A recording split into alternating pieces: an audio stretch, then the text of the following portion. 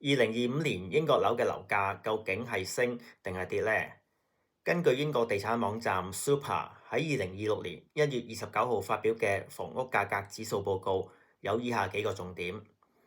英國整體嘅房屋價格喺2025年微升1.2%，而平均嘅樓價則為269800英鎊。喺唔同嘅地區嘅樓價分別由下跌2.6%到上升5.5%不等。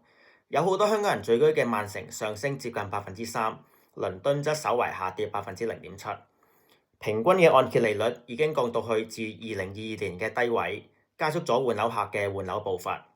由於按揭利率嘅下跌，佢哋嘅借貸額即使喺收入冇增加嘅情況底下，比1年前都可以提升咗20%。未買樓嘅你，睇下會唔會喺2026年發掘到入市嘅機會。若果想獲得更多買樓同埋做按揭嘅資訊，可以 subscribe 我哋嘅 channel。有按揭需要嘅朋友可以聯絡我哋作進一步嘅諮詢。